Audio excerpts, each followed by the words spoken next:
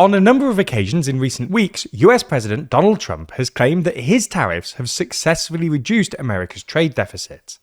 At Davos, for instance, Trump claimed, "But in 1 year, I slashed our monthly trade deficit by a staggering 77%, and all of this with no inflation, something everyone said could not be done." There were a week or so later, Trump made the exact same claim in a Wall Street Journal op-ed, which, by the way, literally concluded with the words, "Trump was right about everything."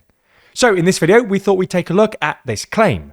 Not whether Trump's right about everything, but whether he's actually brought down the trade deficit, and if this has happened, whether it should be credited to tariffs.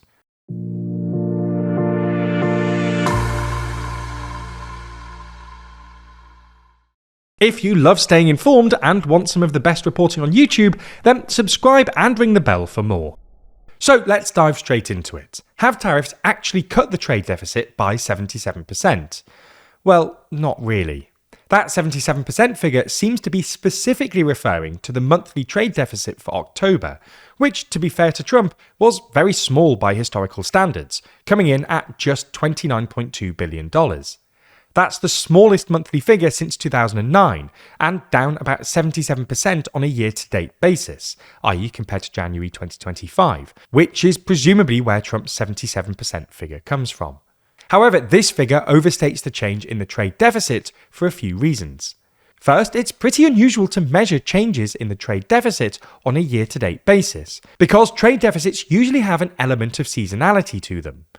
It's thus more common to either measure it on a month-to-month basis, on which it fell by 40%, or a year-to-year basis, on which it fell by 60%. Of course, the trade deficit still fell in October on both metrics, but not by quite as much. Now, at this point, Trump, if he's watching, might reasonably accuse us of being a bit unfair.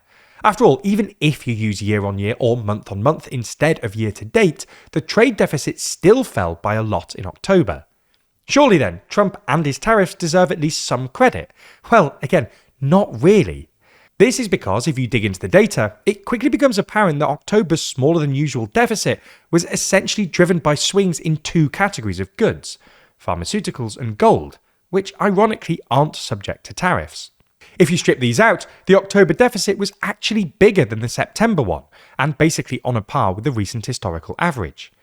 What's basically happened here is that imports of both pharmaceuticals and gold surged earlier this year, because people thought Trump was going to tariff them. Companies thus started front-loading, stocking up before the anticipated tariffs. However, it's since become clear that Trump isn't actually going to tariff them, which has led to a spike in exports, as these companies unwind these new stockpiles.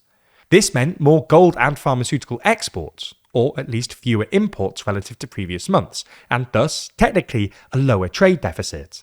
But this obviously doesn't imply reindustrialization, nor a structural change in America's patterns of trade, and it's why the trade deficit rebounded to $57 billion in November. This speaks to yet another reason that using January as the baseline is misleading.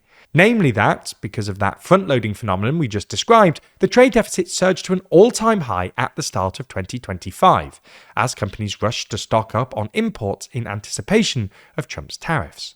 Conversely, at least some of the recent declines in the trade deficit reflect the fact that companies are now going through those stockpiles they accumulated earlier in the year, which means they have to import less now. In fact, the cumulative deficit for the period running from January to November 2025, the latest month for which data is available, is actually bigger than the deficit accumulated during the same period in 2024. Now, at this point, Trump, if he's still watching, might again accuse us of being a bit unfair. After all, as you can see by looking at the 3-month moving average, the trade deficit has been trending down since Trump's tariffs started coming into force last spring. Surely that at least suggests they're doing something. Well, once again, no, not really. For starters, it's too early to tell if this represents a real shift in trade patterns. As we suggested earlier, the recent declines in the trade deficit could just be the consequence of American companies running through the stockpiles they accumulated during that period of front-loading earlier in 2025, in which case we should expect the trend to reverse itself next year as these stockpiles are exhausted. Furthermore, most economists think, and most historical evidence suggests, that tariffs generally have a negligible impact on the balance of trade, Because while they discourage imports, they also make your exports less competitive by pushing up input costs. There is also a better explanation available, namely the recent depreciation of the dollar. A weaker dollar will naturally reduce the trade deficit because it makes imports more expensive and exports more competitive internationally. This is why when the dollar strengthened in late 2024, the deficit widened, and when it weakened last year, the deficit duly narrowed. Nor does the dollar's recent weakening have anything to do with tariffs.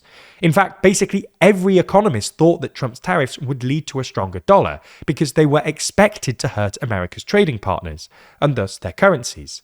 Rather, it seems to be a consequence of the dollar's waning appeal as a safe asset as a consequence of Trump's unorthodox and unpredictable economic policies, plus his assault on the independence of the Federal Reserve.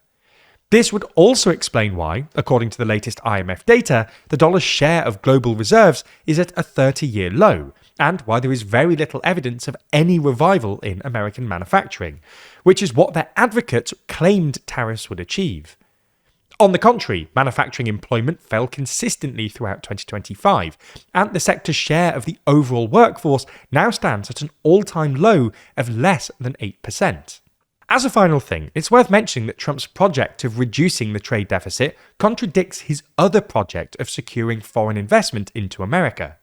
Trump loves talking about the billions, if not trillions of dollars he's coerced from America's trade partners. But basically every economist thinks that these investments will ultimately increase the trade deficit. This is simply because foreign money can either be used to import more foreign stuff, or, if you want to buy American stuff, used to buy dollars, which in turn means a stronger dollar, and thus, as we've seen, a wider trade deficit. All in all, while it's true that the trade deficit has fallen in recent months, it's probably fair to say that Trump has overstated the magnitude of this movement, and it's probably got less to do with his tariffs and more to do with the rest of the world moving away from the dollar.